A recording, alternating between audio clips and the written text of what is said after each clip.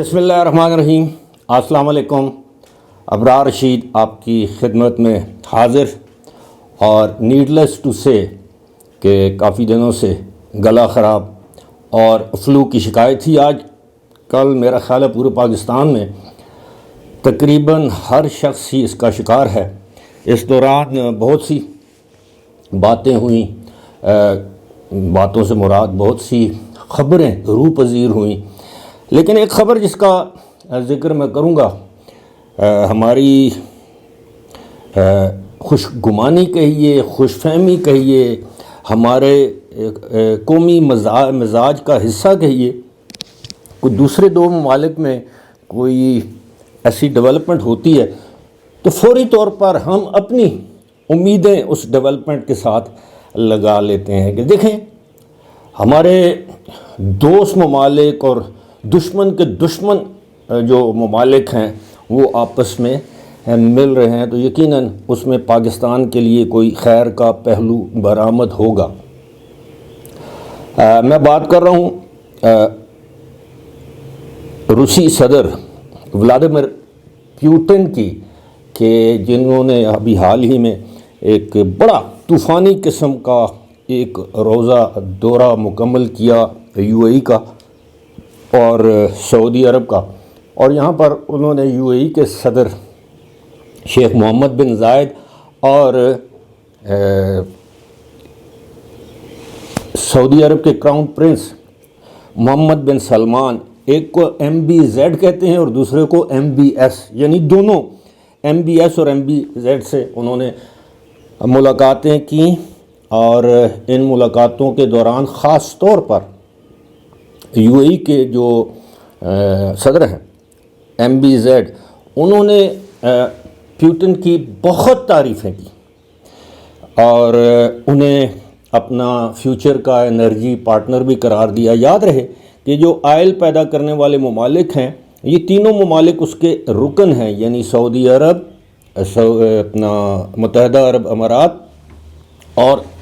Russia, اور اس موقع پر سعودی عرب سے بھی تقریباً اسی طرح کے جو اشارے وہ ملے۔ اس موقع پر ایک ہلکا سا گلہ کیا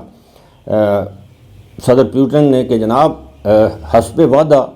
آپ کو آنا تھا لیکن آپ نے مجھے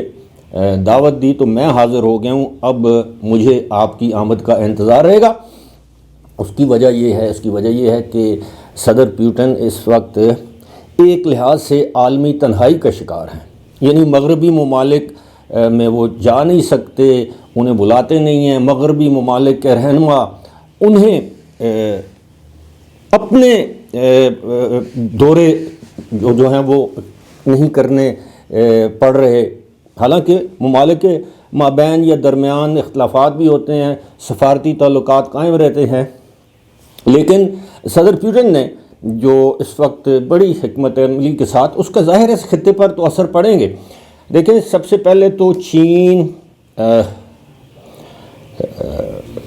رشیا،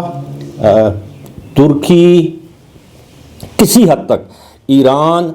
سعودی عرب، اب یو اے ای، اور بلکہ یہاں تک کہ ایران اور سعودی عرب کے مابین جو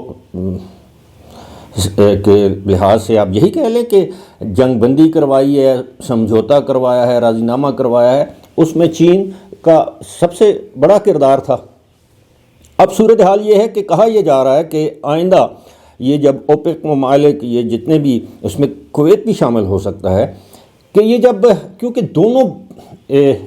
چائنا تیل کا، پیٹرول کا، ڈیزل کا بہت بڑا خریدار ہے، اور روس اور جو ہے وہ سعودی عرب اور متحدہ عرب امارات یہ اس کے بہت بڑے فروخت کنندہ ہیں یا بیپاری کہہ لیں۔ خیر وہ پھر تکنیکی معاملہ ہو جاتا ہے کہ روسی تیل کہاں کہاں دستیاب ہے، کہاں کہاں جاتا ہے، بھارت اس سے خریدتا ہے، ایرانی تیل جو ہے وہ فروخت ہوتا ہے، تو ان کا آپس میں اب سننے میں یہ آ رہا ہے کہ جناب ایک تاریخی معاہدہ، ایگریمنٹ ہونے جا رہا ہے کہ یہ اب آپس میں جتنی بھی تجارت کریں گے وہ باہمی کرنسی میں کریں گے، یعنی اگر سعودی عرب اور روس آپس میں تجارت کرتے ہیں تو سعودی عرب کو روس اگر کوئی چیز خریدتا ہے روس سعودی عرب سے تو وہ ریال میں اس کی ادائیگی کرے گا، اور اسی طرح اگر متحدہ عرب امارات سے خریدتا ہے تو اپنا وہ درہم میں ادائیگی کرے گا، اور وائس ورثہ پھر یو اے ای جو ہے وہ روبل میں ادائیگی کرے گا، سعودی عرب روبل میں ادائیگی کرے گا، چین یوان میں کرے گا، اسی طرح کویت جو ہے وہ اپنے دینار میں کرے گا۔ پاکستان نے پہلے بھی چائنی یوان میں جو رشیا سے تیل خریدا ہے اس میں کی، تو ایک لحاظ سے یہ ڈالر کی جو ملک دنیا میں ایک اجارہ داری ہے وہ ختم ہو رہی ہے۔ اور دوسری بات یہ ہے کہ آپ اندازہ کیجئے، یہ میں نے ایک اریسٹ وارنٹ کا ذکر بھی کیا تھا کہ صدر پیوٹن پر